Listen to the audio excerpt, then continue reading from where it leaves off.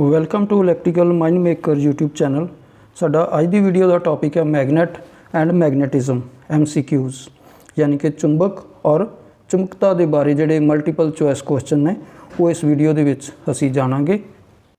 Electricity ਵਿੱਚ magnet और magnetic material ਦੀ ਬਹੁਤ ਜਿਹੜੀ ਵਿਸ਼ੇਸ਼ ਸਥਾਨ ਹੈਗਾ, ਕਿਉਂਕਿ ਚਾਹੇ ਜਨਰੇਸ਼ਨ ਹੋਵੇ ਅਲਟਰਨੇਟਰ ਦੁਆਰਾ ਜਾਂ DC ਜਨਰੇਟਰ ਦੁਆਰਾ ਜਾਂ ਇਲੈਕਟ੍ਰਿਸਿਟੀ ਦੀ ਖਪਤ ਹੋ ਰਹੀ ਹੋਵੇ ਮੋਟਰਾਂ ਵਿੱਚ, ਜਾਂ ਉੱਥੇ ਵੀ ਸਾਨੂੰ ਜਿਹੜਾ ਮੈਗਨੇਟ ਦੇ ਕਾਰਨ ਹੀ ਅਸੀਂ ਜਿਹੜੀਆਂ ਮੋਟਰਾਂ ਜਿਹੜੀਆਂ ਚਲਾਉਣੇ ਹੈਗੀਆਂ ਉਹਦੇ ਅਲੱਗ-ਅਲੱਗ ਮੈਥਡ ਨੇ, ਅਲੱਗ-ਅਲੱਗ ਪ੍ਰਿੰਸੀਪਲ ਨੇ ਜਿਹੜੀਆਂ ਮੋਟਰਾਂ ਵਰਕ ਕਰਦੀਆਂ ਨੇ, ਲੇਕਿਨ ਉਹਦੇ ਵਿੱਚ ਜਿਹੜਾ ਮੈਗਨੇਟ ਦੇ ਕਾਰਨ ਹੀ ਜਿਹੜੀ ਮੋਟਰ ਚੱਲਦੀ ਹੈ ਔਰ ਇਸੇ ਦੇ ਕਾਰਨ ਹੀ ਜਿਹੜੀ ਇਲੈਕਟ੍ਰਿਸਿਟੀ ਅਸੀਂ ਪ੍ਰਾਪਤ ਕਰਦੇ ਹੈਗੇ ਹਾਂ ਅਲਟਰਨੇਟਰ ਜਾਂ DC ਜਨਰੇਟਰਾਂ ਦੇ ਦੁਆਰਾ। ਸੋ ਅਸੀਂ ਇਸ ਵੀਡੀਓ ਦੇ ਵਿੱਚ ਜਾਣਾਂਗੇ ਇਸ ਦੇ ਵਿੱਚ ਜਿਹੜੀਆਂ ਟਰਮਸ ਯੂਜ਼ ਹੁੰਦੀਆਂ ਨੇ ਜਾਂ ਮੈਗਨੇਟ ਦੇ ਵਿੱਚ ਕੀ ਜਿਹੜੇ ਮਲਟੀਪਲ ਚੋਇਸ ਕੁਐਸਚਨ ਆਉਂਦੇ ਆ। ਸੋ ਸ਼ੁਰੂ ਕਰਦੇ ਹਾਂ ਅੱਜ ਦਾ video, magnet and magnetism MCQs। So MCQ start ਕਰਨ ਤੋਂ ਪਹਿਲਾਂ ਥੋੜਾ ਮੈਗਨੇਟ ਬਾਰੇ ਜਾਣ ਲਈਏ ਕਿ ਮੈਗਨੇਟ ਜਾਂ ਅਸੀਂ ਜਿਸ ਨੂੰ ਚੁੰਬਕ ਦੇ ਨਾਲ ਜਾਣਦੇ ਹਾਂ, ਇਸ ਦੇ ਦੋ ਪੋਲ ਹੁੰਦੇ ਆ, ਨਾਰਥ ਔਰ ਸਾਊਥ। ਔਰ ਜੇ ਇਸ ਨੂੰ ਟਾਈਪਸ ਦੇ ਬਾਰੇ ਜਾਣੀਏ ਤਾਂ ਇਹ ਬੇਸਿਕਲੀ ਦੋ ਟਾਈਪ ਦੇ ਆ, ਨੈਚੁਰਲ ਮੈਗਨੇਟ ਔਰ ਆਰਟੀਫਿਸ਼ੀਅਲ ਮੈਗਨੇਟ। ਨੈਚੁਰਲ ਜਿਹੜਾ ਸਾਨੂੰ ਕੁਦਰਤੀ ਰੂਪ ਵਿੱਚ ਮਿਲਦਾ ਔਰ ਆਰਟੀਫਿਸ਼ੀਅਲ ਜਿਹੜਾ ਅਸੀਂ ਤਿਆਰ ਕਰਦੇ ਹਾਂ। ਇਹ ਵੀ ਅੱਗੇ ਦੋ ਹਿੱਸਿਆਂ 'ਚ ਵੰਡਿਆ ਜਾਂਦਾ, ਇੱਕ ਪਰਮਾਨੈਂਟ ਮੈਗਨੇਟ ਜਿਹੜੇ ਸਥਾਈ ਚੁੰਬਕ ਕਹਿ ਦਿੰਦੇ ਆ, ਜਿਨ੍ਹਾਂ ਦਾ ਕੋਈ ਚੇਂਜ ਨਹੀਂ ਆਉਂਦਾ, ਜਿਹੜਾ ਪੋਲ ਇੱਕ ਵਾਰ ਬਣ ਗਿਆ ਨਾਰਥ ਔਰ ਸਾਊਥ ਸੇਮ ਉਸੇ ਤਰ੍ਹਾਂ ਰਹਿੰਦਾ। ਔਰ ਦੂਸਰੇ ਇਲੈਕਟ੍ਰੋਮੈਗਨੇਟ ਜਿਹੜੇ ਕਿ ਅਸੀਂ ਇੱਕ ਕੋਇਲ ਨੂੰ ਸਪਲਾਈ ਦਿੰਦੇ ਹਾਂ, ਉਸ ਦੇ ਵਿੱਚ ਜਿਹੜਾ ਆਇਰਨ ਦਾ ਪੀਸ ਰੱਖਿਆ, ਜਦੋਂ ਅਸੀਂ ਸਪਲਾਈ ਦਿੰਦੇ ਹਾਂ ਤਾਂ ਉਹ ਮੈਗਨੇਟ ਬਣਦਾ, ਔਰ ਜਦੋਂ ਸਪਲਾਈ ਹਟਾ ਦਿੰਦੇ ਹਾਂ ਤਾਂ ਉਹ ਡੀਮੈਗਨੇਟਾਈਜ਼ ਹੋ ਜਾਂਦਾ, ਯਾਨੀ ਕਿ ਚੁੰਬਕਤਾ ਖਤਮ ਹੋ ਜਾਂਦੀ ਹੈ, ਤਾਂ ਇਸ ਨੂੰ ਅਸੀਂ ਇਲੈਕਟ੍ਰੋਮੈਗਨੇਟ ਕਹਿੰਦੇ ਹਾਂ।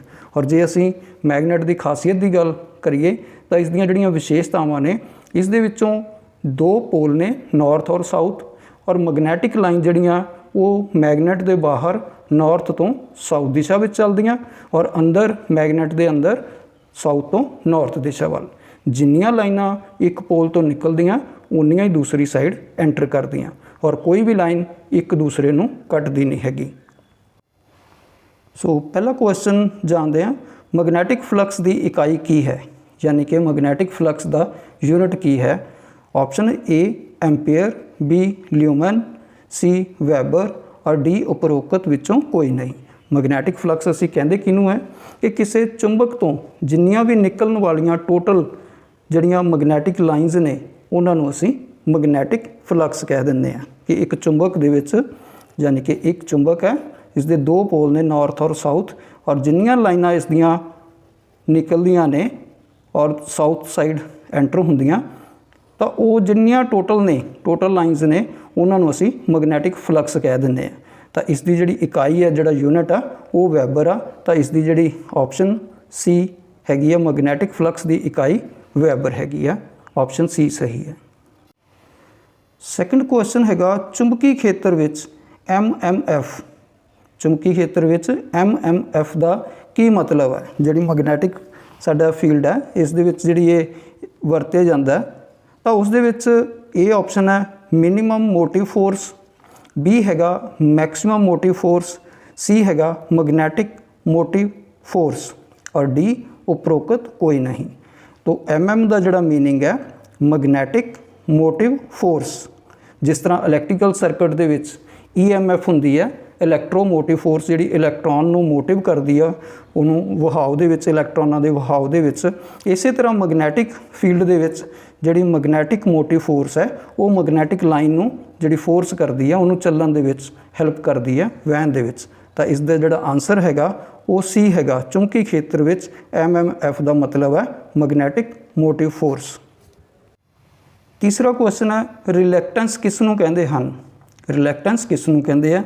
ऑप्शन A हैगी करंट के रास्ते रुकावट, B हैगी कंडक्टर के रास्ते रुकावट, C हैगी मैगनैटिक फ्लक्स के रास्ते रुकावट, और D उपरोक्त सारी। रिलैक्टेंस की है, एक रजिस्टेंस है मैगनैटिक लाइन के रास्ते, जड़ियाँ लाइनां उस दियां पार हो रही हैं नॉर्थ तो साउथ दिशा वाल नूं, उन्हां दे रास्ते जिहड़ी रुकावट आउंदी है उसनूं असीं रिलैक्टेंस कह दिंदे हैं। जिस तरह करंट के रास्ते जिहड़ी रुकावट इलैक्ट्रिकल सिस्टम दे विच सर्किट दे विच रजिस्टेंस कह दिंदे हैं, उस तरह मैगनैटिक जिहड़ा ਫੀਲਡ ਹੈ ਉਸ ਦੇ ਵਿੱਚ ਮੈਗਨੈਟਿਕ ਲਾਈਨ ਦੇ ਰਾਸਤੇ ਜਿਹੜੀ ਰੁਕਾਵਟ ਹੈ ਉਸ ਨੂੰ ਅਸੀਂ ਮੈਗਨੈਟਿਕ ਫਲਕਸ ਦੇ ਰਾਸਤੇ ਰੁਕਾਵਟ ਕਹਿ ਦਿੰਦੇ ਹਾਂ। ਤਾਂ ਆਪਸ਼ਨ ਸੀ ਇਸ ਦੀ ਸਹੀ ਹੈ। ਚੌਥਾ ਕੁਐਸਚਨ ਹੈਗਾ ਮੈਗਨੈਟਿਕ ਸੈਚੂਰੇਸ਼ਨ ਕਿਸ ਨੂੰ ਕਹਿੰਦੇ ਹਨ? ਮੈਗਨੈਟਿਕ ਸੈਚੂਰੇਸ਼ਨ ਕਿਸ ਨੂੰ ਕਹਿੰਦੇ ਹਨ? ਆਪਸ਼ਨ ਏ ਹੈ ਮੈਗਨੈਟਿਕ ਲਾਈਨ ਨੂੰ ਰੋਕਣ ਦਾ ਗੁਣ, ਬੀ ਹੈਗਾ ਕਰੰਟ ਰੋਕਣ ਦੀ ਸਮਰੱਥਾ, ਸੀ ਪਦਾਰਥ ਦੀ ਉਹ ਸੀਮਾ ਜਿਸ ਤੋਂ ਉਪਰੰਤ ਉਹ ਹੋਰ ਚੁੰਬਕੀ ਸ਼ਕਤੀ ਨਾ ਲਵੇ, ਔਰ ਡੀ ਉਪਰੋਕਤ ਸਾਰੇ। ਤਾਂ ਮੈਗਨੈਟਿਕ ਸੈਚੂਰੇਸ਼ਨ ਬਾਰੇ ਜਾਣਦੇ ਹਾਂ ਕਿ ਇੱਕ ਜਦੋਂ ਅਸੀਂ ਮਟੀਰੀਅਲ ਲੈਂਦੇ ਹਾਂ ਮੈਗਨੈਟਿਕ ਮਟੀਰੀਅਲ ਉਸ ਦੇ ਵਿੱਚ ਜਿਹੜੇ ਮੈਗਨੈਟਿਕ ਪਾਰਟੀਕਲ ਨੇ ਉਹ ਇਸ ਦੇ ਵਿੱਚ ਇਸ ਤਰ੍ਹਾਂ ਬਿਖਰੇ ਪਏ ਹੁੰਦੇ ਆ, ਜਿਵੇਂ ਨੀਚੇ ਲਿਖਿਆ ਹੋਇਆ ਅਨਮੈਗਨੇਟਾਈਜ਼ਡ ਬਾਰ, ਇਹ ਅਚੁੰਬਕੀ ਬਾਰ ਹੈਗੀ ਹੈ। ਇਸ ਦੇ ਵਿੱਚ ਦੇਖੋਗੇ ਸਾਊਥ ਨਾਰਥ ਜਿਹੜਾ ਹੈਗਾ ਇੱਧਰਲਾ ਸਾਊਥ ਇਹਦੇ ਨਾਰਥ ਨਾਲ, ਇਹਦਾ ਸਾਊਥ ਇੱਧਰ ਨਾਰਥ ਨਾਲ, ਇਹ ਲੋਕਲੀ ਆਪਣਾ ਗਰੁੱਪ ਬਣਾ ਲੈਂਦੇ ਤਾਂ ਜਿਹੜੀਆਂ ਮੈਗਨੈਟਿਕ ਲਾਈਨ ਇਸ ਦੇ ਅੰਦਰ ਹੀ ਚੱਲਦੀਆਂ ਰਹਿੰਦੀਆਂ, ਬਾਹਰਲੀ ਸਾਈਡ ਕੀ ਹੈ ਕੋਈ ਚੁੰਬਕੀ ਪ੍ਰਭਾਵ ਨਜ਼ਰ ਨਹੀਂ ਆਉਂਦਾ। ਇੱਥੇ ਦੇਖੋਗੇ ਇਹਨਾਂ ਨੇ ਅੰਦਰ ਹੀ ਗਰੁੱਪ ਬਣਾਏ ਹੋਏ ਆ। ਤਾਂ ਜਦੋਂ ਅਸੀਂ ਕਿਸੇ ਬਾਹਰੀ ਫੋਰਸ ਦੇ ਦੁਆਰਾ ਇਸ ਤੋਂ ਪਾਵਰਫੁਲ ਮੈਗਨੇਟ ਲੈ ਕੇ, ਚਾਹੇ ਉਹ ਇਲੈਕਟ੍ਰੋਮੈਗਨੇਟ ਹੈ ਚਾਹੇ ਉਹ ਪਰਮਾਨੈਂਟ ਮੈਗਨੇਟ ਹੈ, ਉਸ ਦੇ ਨਾਲ ਜਦੋਂ ਇਸ ਦੇ ਉੱਪਰ ਫੋਰਸ ਲਗਾਉਣੇ ਆ ਤਾਂ ਜਿਹੜੇ ਇਹ ਮੈਗਨੈਟਿਕ ਪਾਰਟੀਕਲ ਜਿਹੜੇ ਬਿਖਰੇ ਹੋਏ ਆ ਉਹ ਇੱਕ ਲਾਈਨ ਦੇ ਵਿੱਚ ਹੋ ਜਾਂਦੇ ਆ, ਇੱਕ ਲਾਈਨ 'ਚ ਹੋ ਜਾਂਦੇ ਆ, ਸਿੱਧੇ ਹੋ ਜਾਂਦੇ ਆ, ਤਾਂ ਇਹ ਮੈਗਨੇਟਾਈਜ਼ ਬਾਰ ਬਣ ਜਾਂਦੀ ਹੈ ਮੈਗਨੇਟਾਈਜ਼ਡ। ਤਾਂ ਇਸ ਦੇ ਵਿੱਚ ਕੀ ਹੈ ਜਿਹੜੇ ਸਿੱਧੇ ਹੋ ਗਏ ਆ ਨਾਰਥ ਸਾਊਥ, ਤਾਂ ਇਸ ਦੇ ਵਿੱਚ ਜਿਹੜੀ ਸਾਈਡ ਸਾਰੇ ਨਾਰਥ ਹੈਗੇ ਨਾਰਥ ਪੋਲ ਬਣ ਗਿਆ, ਔਰ ਜਿਹੜੀ ਸਾਈਡ ਸਾਊਥ ਹੈ ਉਹ ਸਾਊਥ ਪੋਲ ਬਣ ਗਿਆ। ਦੈਨ ਅਸੀਂ ਇਸ ਦੇ ਉੱਪਰ ਜਿੰਨੀ ਮਰਜ਼ੀ ਫੋਰਸ ਲਗਾਈ ਜਾਈਏ ਇਸ ਦੀ ਪਾਵਰ ਵਧਾਉਣ ਲਈ, ਇਹ ਹੋਰ ਉਸ ਤੋਂ ਬਾਅਦ ਇਹ ਮੈਗਨੇਟਾਈਜ਼ ਨਹੀਂ ਹੋਏਗਾ ਕਿਉਂਕਿ ਸਾਰੇ ਦੇ ਸਾਰੇ ਜਿਹੜੇ ਪਾਰਟੀਕਲ ਆ ਉਹ ਸਾਰੇ ਇੱਕ ਲਾਈਨ ਦੇ ਵਿੱਚ ਹੋ ਗਏ ਆ। ਤਾਂ ਜਿਹੜੀ ਜਿਸ ਸਟੇਜ 'ਤੇ ਆ ਕੇ ਇਹ ਹੋਰ ਪਾਵਰ ਲੈਣ ਤੋਂ ਅਸਮਰਥ ਹੋ ਜਾਂਦਾ, ਯਾਨੀ ਕਿ ਹੋਰ ਉਸ ਤੋਂ ਵੱਧ ਅਸੀਂ ਉਸ ਨੂੰ ਮੈਗਨੇਟਾਈਜ਼ ਨਹੀਂ ਕਰ ਸਕਦੇ, ਤਾਂ ਇਸ ਪੁਆਇੰਟ ਨੂੰ ਇਸ ਸਮੇਂ ਨੂੰ ਅਸੀਂ ਸੈਚੂਰੇਸ਼ਨ ਪੁਆਇੰਟ ਕਹਿ ਦਿੰਦੇ ਹਾਂ, ਸੈਚੂਰੇਸ਼ਨ ਪੁਆਇੰਟ। ਤਾਂ ਇੱਥੇ ਜਿਹੜੀ ਆਪਸ਼ਨ ਸੀ ਹੈਗੀ ਆ ਪਦਾਰਥ ਦੀ ਉਹ ਸੀਮਾ ਜਿਸ ਤੋਂ ਉਪਰੰਤ ਉਹ ਹੋਰ ਚੁੰਬਕੀ ਸ਼ਕਤੀ ਨਾ ਲਵੇ ਉਸ ਨੂੰ ਮੈਗਨੈਟਿਕ ਸੈਚੂਰੇਸ਼ਨ ਕਹਿੰਦੇ ਆ। ਤਾਂ ਆਪਸ਼ਨ ਸੀ ਇਸ ਦੀ ਸਹੀ ਹੈਗੀ ਹੈ। ਪੰਜਵਾਂ ਕੁਐਸਚਨ ਹੈਗਾ ਫੈਰੋਮੈਗਨੈਟਿਕ ਪਦਾਰਥ ਕਿਸ ਨੂੰ ਕਹਿੰਦੇ ਹਨ? ਜੇ ਅਸੀਂ ਚੁੰਬਕੀ ਪਦਾਰਥਾਂ ਦੀ ਗੱਲ ਕਰੀਏ ਤਾਂ ਜਿਹੜੇ ਚੁੰਬਕੀ ਪਦਾਰਥਾਂ ਦਾ ਜੇ ਅਸੀਂ ਕਲਾਸੀਫਿਕੇਸ਼ਨ ਕਰੀਏ ਉਹਨਾਂ ਨੂੰ ਵੰਡੀਏ ਤਾਂ ਇਹ ਤਿੰਨ ਤਰ੍ਹਾਂ ਦੇ ਆ ਜਾਂਦੇ ਆ, ਫੈਰੋਮੈਗਨੈਟਿਕ, ਪੈਰਾਮੈਗਨੈਟਿਕ ਔਰ ਡਾਇਆਮੈਗਨੈਟਿਕ, ਤਿੰਨ ਕੈਟਾਗਰੀਆਂ 'ਚ ਵੰਡੇ ਜਾਂਦੇ ਆ। ਤਾਂ ਜਿਹੜੇ ਫੈਰੋਮੈਗਨੈਟਿਕ ਮਟੀਰੀਅਲ ਆ ਉਹ ਉਹਨਾਂ ਦੀਆਂ ਆਪਸ਼ਨ ਦਿੱਤੀਆਂ ਕਿਹੜੇ ਹੁੰਦੇ ਆ। ਆਪਸ਼ਨ ਏ ਹੈ ਉਹ ਪਦਾਰਥ ਜੋ ਮੈਗਨੇਟ ਦੁਆਰਾ ਨਾ ਖਿੱਚੇ ਜਾ ਸਕਦੇ ਹੋਣ, ਬੀ ਹੈਗਾ ਉਹ ਪਦਾਰਥ ਜੋ ਮੈਗਨੇਟ ਦੁਆਰਾ ਖਿੱਚੇ ਜਾ ਸਕਦੇ ਹੋਣ, ਸੀ ਉਪਰੋਕਤ ਦੋਨੋਂ, ਡੀ ਉਪਰੋਕਤ ਵਿੱਚੋਂ ਕੋਈ ਨਹੀਂ। ਤਾਂ ਜਿਵੇਂ ਮੈਂ ਪਹਿਲੇ ਦੱਸਿਆ ਕਿ ਜਿਹੜੇ ਮੈਗਨੈਟਿਕ ਮਟੀਰੀਅਲ ਨੇ ਉਹ ਤਿੰਨ ਹਿੱਸਿਆਂ 'ਚ ਵੰਡੇ ਹੁੰਦੇ ਆ, ਫੈਰੋਮੈਗਨੈਟਿਕ, ਪੈਰਾਮੈਗਨੈਟਿਕ ਔਰ ਡਾਇਆਮੈਗਨੈਟਿਕ। ਫੈਰੋਮੈਗਨੈਟਿਕ ਜਿਹੜੇ ਮਟੀਰੀਅਲ ਹੈਗੇ ਆ ਉਹ ਮੈਗਨੇਟ ਵੱਲ ਬੜੇ ਆਸਾਨੀ ਨਾਲ ਤੇਜ਼ੀ ਨਾਲ ਖਿੱਚੇ ਜਾਂਦੇ ਆ। ਇਸ ਕੈਟਾਗਰੀ ਦੇ ਵਿੱਚ ਜਿਹੜੇ ਮਟੀਰੀਅਲ ਹੈ ਉਹ ਸੌਫਟ ਆਇਰਨ, ਨਿਕਲ, ਕੋਬਾਲਟ, ਸਿਲੀਕॉन ਸਟੀਲ ਵਗੈਰਾ ਇਸ ਦੇ ਵਿੱਚ ਆ ਜਾਂਦੇ ਆ। ਅਤੇ ਇਹਨਾਂ ਦੀ ਜਿਹੜੀ ਪਰਮੇਬਿਲਿਟੀ ਹੈ ਉਹ ਯੂਨਿਟੀ ਤੋਂ ਵੀ ਘੱਟ ਹੁੰਦੀ ਹੈ। ਤਾਂ ਇਸ ਦੇ ਵਿੱਚ ਜਿਹੜੀ ਆਪਸ਼ਨ ਹੈ ਉਹ ਹੈਗੀ ਆ ਉਹ ਪਦਾਰਥ ਜੋ ਮੈਗਨੇਟ ਦੁਆਰਾ ਖਿੱਚੇ ਜਾ ਸਕਦੇ ਹੋਣ। ਤਾਂ ਆਪਸ਼ਨ ਬੀ ਇਸ ਦੀ ਸਹੀ ਹੈ ਪੰਜਵੇਂ ਦੀ। ਛੇਵਾਂ ਕੁਐਸਚਨ ਵੀ ਮੈਗਨੈਟਿਕ ਮਟੀਰੀਅਲ ਨਾਲ ਹੈਗਾ, ਪੈਰਾਮੈਗਨੈਟਿਕ ਪਦਾਰਥ ਕਿਸ ਨੂੰ ਕਹਿੰਦੇ ਆ? ਜਿਵੇਂ ਅਸੀਂ ਪਹਿਲਾਂ ਦੇਖਿਆ ਸੀਗਾ ਫੈਰੋਮੈਗਨੈਟਿਕ ਮਟੀਰੀਅਲ ਜਿਹੜੇ ਚੁੰਬਕ ਨਾਲ ਜਲਦੀ ਖਿੱਚੇ ਜਾਂਦੇ ਆ, ਤਾਂ ਪੈਰਾਮੈਗਨੈਟਿਕ ਮਟੀਰੀਅਲ ਕਿਹੜੇ ਹੁੰਦੇ ਆ? ਆਪਸ਼ਨ ਏ ਉਹ ਪਦਾਰਥ ਜਿਹੜੇ ਮੈਗਨੇਟ ਵੱਲ ਨਾ ਖਿੱਚੇ ਜਾਂਦੇ ਹੋਣ, ਬੀ ਹੈਗਾ ਉਹ ਪਦਾਰਥ ਜਿਹੜੇ ਮੈਗਨੇਟ ਵੱਲ ਖਿੱਚੇ ਜਾ ਸਕਦੇ ਹੋਣ, ਸੀ ਹੈਗਾ ਉਹ ਪਦਾਰਥ ਜਿਹੜੇ ਮੈਗਨੇਟ ਵੱਲ ਇਸ ਨੂੰ ਠੀਕ ਕਰ ਲੈਣਾ ਘੱਟ ਖਿੱਚੇ ਜਾਂਦੇ ਹੋਣ। ਤਾਂ ਜਿਹੜੇ ਪੈਰਾਮੈਗਨੈਟਿਕ ਹੈਗੇ ਆ ਉਹ ਮੈਗਨੇਟ ਵੱਲ ਘੱਟ ਖਿੱਚੇ ਜਾਂਦੇ ਆ। ਤਾਂ ਆਪਸ਼ਨ ਜਿਹੜੀ ਆ ਸੀ ਆ ਜਾਂਦੀ ਆ। ਤਾਂ ਇਸ ਦੇ ਵਿੱਚ ਜਿਹੜੇ ਮਟੀਰੀਅਲ ਨੇ ਇਹ ਐਲੂਮੀਨੀਅਮ, ਕਾਪਰ ਔਰ ਕਾਪਰ ਸਲਫੇਟ ਇਸ ਦੇ ਵਿੱਚ ਆ ਜਾਂਦੇ, ਇਸ ਕੈਟਾਗਰੀ ਦੇ ਵਿੱਚ। ਇਹ ਬਹੁਤ ਘੱਟ ਖਿੱਚੇ ਜਾਂਦੇ ਆ ਜਿਹੜੇ ਚੁੰਬਕੀ ਪਦਾਰਥ ਹੈਗੇ ਆ ਮੈਗਨੇਟ ਵੱਲ। ਸੱਤਵਾਂ ਕੁਐਸਚਨ ਹੈਗਾ ਡਾਇਆਮੈਗਨੈਟਿਕ ਪਦਾਰਥ ਕਿਹੜੇ ਹੁੰਦੇ ਆ? ਜਿਵੇਂ ਆਪਸ਼ਨ ਪਹਿਲਾਂ ਦੱਸੀਆਂ ਸੀਗੀਆਂ ਕਿ ਜਿਹੜੇ ਮੈਗਨੇਟ ਵੱਲ ਖਿੱਚੇ ਜਾਂਦੇ ਆ ਔਰ ਜਿਹੜੇ ਮੈਗਨੇਟ ਵੱਲ ਨਾ ਖਿੱਚੇ ਜਾਂਦੇ ਹੋਣ, ਸੀ ਹੈਗਾ ਉਪਰੋਕਤ ਦੋਨੋਂ ਔਰ ਡੀ ਉਪਰੋਕਤ ਵਿੱਚੋਂ ਕੋਈ ਨਹੀਂ। ਤਾਂ ਜਿਹੜੇ ਡਾਇਆਮੈਗਨੈਟਿਕ ਮਟੀਰੀਅਲ ਹੈ ਇਹ ਮੈਗਨੇਟ ਵੱਲ ਚੁੰਬਕ ਵੱਲ ਨਹੀਂ ਖਿੱਚੇ ਜਾਂਦੇ। ਤਾਂ ਇਸ ਦੀ ਜਿਹੜੀ ਆਪਸ਼ਨ ਹੈ ਉਹ ਬੀ ਸਹੀ ਹੈ। ਇਸ ਕੈਟਾਗਰੀ ਦੇ ਮਟੀਰੀਅਲ ਦੇ ਵਿੱਚ ਪੇਪਰ, ਲੱਕੜੀ, ਗਲਾਸ ਔਰ ਮਰਕਰੀ ਵਗੈਰਾ ਆ ਜਾਂਦੇ ਆ। ਸੋ ਨਾਲ ਹੀ ਮੈਂ ਰਿਪੀਟ ਫਿਰ ਕਰ ਦਿੰਦਾ ਕਿ ਮੈਗਨੈਟਿਕ ਮਟੀਰੀਅਲ 3 ਟਾਈਪ ਦੇ ਹੁੰਦੇ ਆ, ਜਿਹੜੇ ਫੈਰੋਮੈਗਨੈਟਿਕ, ਪੈਰਾਮੈਗਨੈਟਿਕ ਔਰ ਡਾਇਆਮੈਗਨੈਟਿਕ। ਫੈਰੋਮੈਗਨੈਟਿਕ ਮਟੀਰੀਅਲ ਹੈ ਉਹ ਮੈਗਨੇਟ ਵੱਲ ਬਹੁਤ ਤੇਜ਼ੀ ਨਾਲ ਖਿੱਚੇ ਜਾਂਦੇ ਆ। ਇਸ ਦੇ ਵਿੱਚ ਸੌਫਟ ਆਇਰਨ, ਨਿਕਲ, ਕੋਬਾਲਟ, ਸਿਲੀਕॉन, ਸਟੀਲ ਵਗੈਰਾ ਆ ਜਾਂਦੇ ਆ। ਔਰ ਜਿਹੜੇ ਪੈਰਾਮੈਗਨੈਟਿਕ ਹੈ ਉਹ ਬਹੁਤ ਘੱਟ ਖਿੱਚੇ ਜਾਂਦੇ ਆ ਚੁੰਬਕ ਨਾਲ ਮੈਗਨੇਟ ਵੱਲ, ਤਾਂ ਇਹਨਾਂ ਦੇ ਵਿੱਚ ਆ ਜਾਂਦੇ ਐਲੂਮੀਨੀਅਮ, ਕਾਪਰ ਵਗੈਰਾ। ਔਰ ਜਿਹੜੇ ਡਾਇਆਮੈਗਨੈਟਿਕ ਹੈਗੇ ਆ ਇਹ ਚੁੰਬਕ ਵੱਲ ਨਹੀਂ ਆਕਰਸ਼ਿਤ ਹੁੰਦੇ, ਨਹੀਂ ਖਿੱਚੇ ਜਾਂਦੇ। ਤਾਂ ਇਸ ਕੈਟਾਗਰੀ ਦੇ ਵਿੱਚ ਜਿਹੜੀ ਲੱਕੜੀ, ਪੇਪਰ, ਗਲਾਸ, ਮਰਕਰੀ ਵਗੈਰਾ ਆ ਜਾਂਦੇ ਆ। ਤਾਂ ਇਸ ਦੀ 7ਵੇਂ ਦੀ ਆਪਸ਼ਨ ਬੀ ਹੈਗੀ ਆ। 5ਵਾਂ ਕੁਐਸਚਨ ਹੈ MMF ਦੀ ਇਕਾਈ ਕੀ ਹੈ, ਯਾਨੀ ਕਿ ਮੈਗਨੈਟੋਮੋਟਿਵ ਫੋਰਸ। ਮੈਗਨੈਟੋਮੋਟਿਵ ਫੋਰਸ ਦੀ ਇਕਾਈ ਕੀ ਹੈ, ਯੂਨਿਟ ਕੀ ਹੈ? ਆਪਸ਼ਨ ਏ ਹੈਗੀ ਆ weber over metre square, B ਹੈਗਾ ਐਂਪੀਅਰ ਓਵਰ ਟਰਨ, ਸੀ ਹੈਗੀ ਆ ਟੈਸਲਾ ਔਰ ਡੀ ਹੈਗੀ ਆ ਐਂਪੀਅਰ ਟਰਨ। ਤਾਂ ਇਸ ਦੀ ਜਿਹੜੀ ਇਕਾਈ ਹੈਗੀ ਆ MMF ਦੀ, ਉਹ ਮੈਗਨੈਟੋਮੋਟਿਵ ਫੋਰਸ ਦੀ ਉਹ ਹੈਗੀ ਆ ਐਂਪੀਅਰ ਟਰਨਸ, ਐਂਪੀਅਰ ਟਰਨਸ। ਤਾਂ ਆਪਸ਼ਨ ਡੀ ਸਹੀ ਹੈ। ਤਾਂ ਇੱਥੇ ਐਂਪੀਅਰ ਟਰਨ ਇੱਥੇ ਓਵਰ ਹੈ, ਠੀਕ ਹੈ, ਇੱਥੇ ਕੀ ਹੈ ਐਂਪੀਅਰ ਓਵਰ ਟਰਨ। ਲੇਕਿਨ ਜਿਹੜੀ ਇਹ ਡੀ ਆਪਸ਼ਨ ਹੈਗੀ ਆ ਉਹ ਹੈਗੀ ਆ ਐਂਪੀਅਰ ਇਨਟੂ ਆਈ, ਗੁਣਾ ਹੋ ਰਹੀ ਹੈ, ਇੱਥੇ ਡਿਵਾਈਡ ਹੋ ਰਿਹਾ, ਇੱਥੇ ਗੁਣਾ ਹੋ ਰਿਹਾ।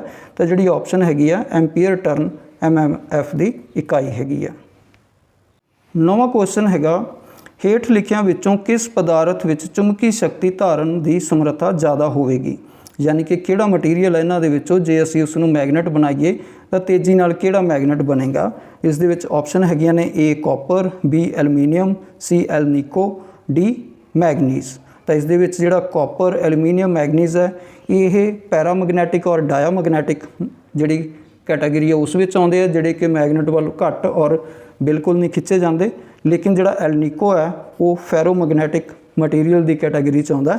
ਤਾਂ ਇਹ ਤੇਜ਼ੀ ਨਾਲ ਜਿਹੜਾ ਮੈਗਨੇਟ ਨੂੰ ਖਿੱਚਿਆ ਜਾਂਦਾ ਔਰ ਇਸ ਦੇ ਵਿੱਚ ਮੈਗਨੈਟਿਕ ਲਾਈਨਸ ਜਿਹੜੀਆਂ ਹੈਗੀਆਂ ਨੇ ਜਾਂ ਮੈਗਨੈਟਿਕ ਜਿਹੜੀ ਗੁਣ ਹੈਗਾ ਉਹ ਧਾਰਨ ਕਰਨ ਦੀ ਜ਼ਿਆਦਾ ਸਮਰੱਥਾ ਹੋਵੇਗੀ। ਤਾਂ ਆਪਸ਼ਨ ਸੀ 9ਵੇਂ ਦੀ ਸਹੀ ਹੈਗੀ ਹੈ। 10ਵੇਂ ਕੁਐਸਚਨ 'ਚ ਹੇਠ ਲਿਖਿਆਂ ਵਿੱਚੋਂ ਕਿਸ ਵਿੱਚ ਬਿਜਲੀ ਚੁੰਬਕ ਦੀ ਵਰਤੋਂ ਨਹੀਂ ਕੀਤੀ ਜਾਂਦੀ। 4 ਆਪਸ਼ਨ ਦਿੱਤੀਆਂ, ਇਹਨਾਂ ਦੇ ਵਿੱਚ ਜਿਹੜੀ ਇਲੈਕਟ੍ਰਿਕ ਜਿਹੜਾ ਮੈਗਨੇਟ ਆ, ਇਲੈਕਟ੍ਰੋਮੈਗਨੇਟ ਆ, ਉਸ ਦੀ ਵਰਤੋਂ ਕਿਸ ਵਿੱਚ ਨਹੀਂ ਕੀਤੀ ਜਾਂਦੀ। ਤਾਂ ਆਪਸ਼ਨ ਏ ਹੈਗਾ ਟਰਾਂਸਫਾਰਮਰ, ਬੀ ਸੀਲਿੰਗ ਫੈਨ, ਸੀ ਸੁਰੱਖਿਆ ਰਿਲੇ ਔਰ ਡੀ ਇਲੈਕਟ੍ਰਿਕ ਆਇਰਨ।